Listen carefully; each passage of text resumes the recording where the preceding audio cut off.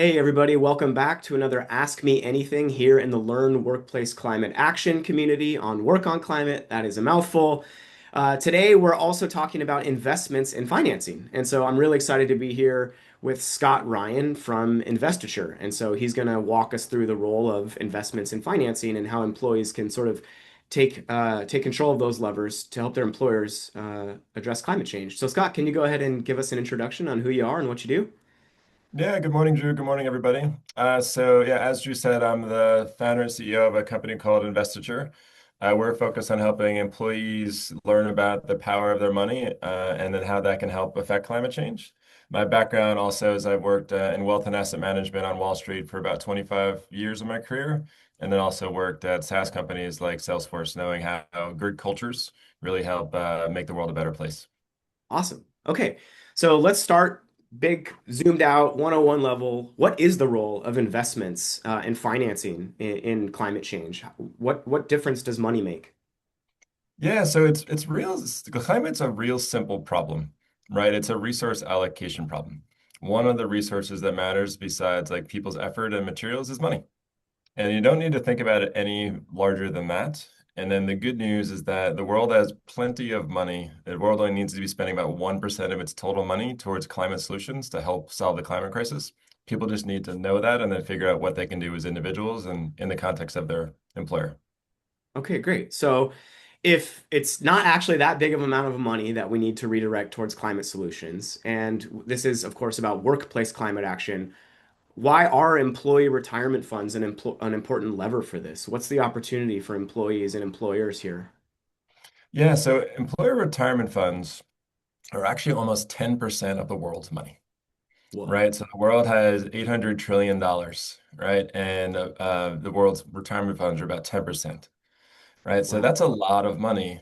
But the good thing is that retirement funds are money that's meant for like a long-term time horizon and it's patient money, right? And it's money that's also to help employees have a good and sustainable retirement.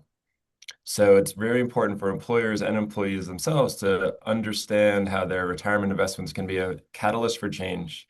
And it's actually an investment opportunity that can help their employer and themselves to actually live sustainably in retirement, which is why you have retirement benefits in the first place. Right.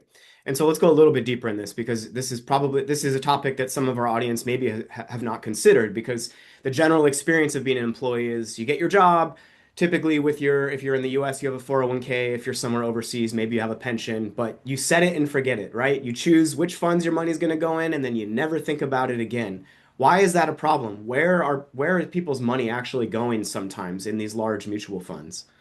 Yeah, I mean, I'm going to use a strong phrase and say most people have zombie money, right? Their retirement money is zombie money where you're taught to not pay attention to it. Yet Of course. for most people, it's your greatest source of wealth. Yep. Why should you not pay attention to your most important source of wealth, especially thinking that that's meant to have you live sustainably in the future, Yeah. right? And so it's a problem because by magnitude, that zombie money, between 25% and a third of it is actually being unintentionally invested in some of the most polluting industries like the fossil fuel industry, the Yeah. mining industry, dirty manufacturing. Yep. And so right now it's actually being an anchor for change. It's a headwind for change. Yep. When that same money can actually be a catalyst for change as an opportunity. But right now it's not only not being used as a catalyst for change, it's also unintentionally actually just making it harder for the world to change. Yep. Okay, great. And so there's two kinds of assets that companies have, right? There's what we just talked about, which are employee retirement funds, but companies also have their own investments that they put their money in. So what role do you think employees can play in helping ensure that their company's financial assets aren't contributing to climate change, aren't being that headwind? What can they do? Yeah. Yeah. So let me just go to like a quick phrase. Remember, like your money is your power. That's something that's existed for centuries, right? That is also true for your employer. Their money is their power, right? To drive change, good, bad, or just basic business interests. There's a lot of sources of money, right? That money can be what you're directly lending. That can be the treasury that your company is sitting on to say, what's my next big investment I'm going to make? That can be your pension, your endowment, your foundation. All of these huge pools of money can be catalysts for good. And right now, they're all acting as zombie money at the company level, right? And it could be a company or it could be a university, right? Whoever your employer is, doesn't have to be a Sure. corporation, No. right? Is right now mostly zombie money when it comes to climate impact because it's not being measured adequately compared to financial returns. And that's the opportunity of all these huge sources. And so you should become educated and then actually talk to stakeholders at your employer about making all that money being used as catalysts for good because you're one of the key stakeholders for that company, for that organization. They should be doing what's in your interests as well Yeah. as their shareholders' interests, their customers' interests, and others. You just Yeah. need to be aware that your money and the company's money is probably more powerful than things like energy consumption and other things, which are still important to change. Absolutely. Okay, great. One more question for you. So, what can people do outside of just the scope of money that's within their employment, their employer? What other things can people be doing to look at their sort of whole financial picture to ensure that the way they move through the world, the way they use, allocate, save, and spend their money is also contributing to climate solutions? Yeah. So, I mean, the entire audience for this group, right, is people who are sustainability forward.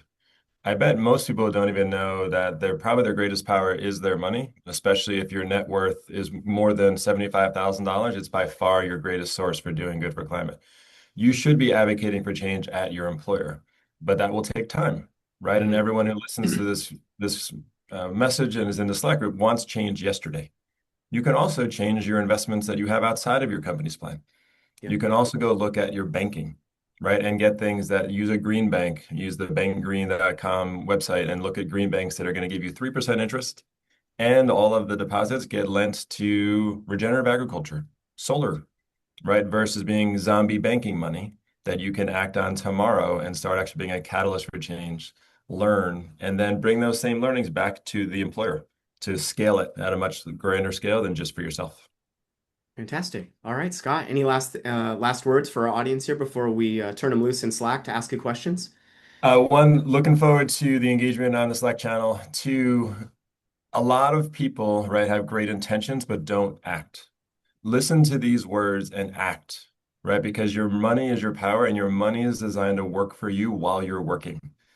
Act now because right now, if you have zombie money in your banking or your investing, your money is working against the climate while you're working. Make your money work for the climate now, where you can. Great. Love that. Thanks a lot, Scott. We'll see you in the channel. Thank you.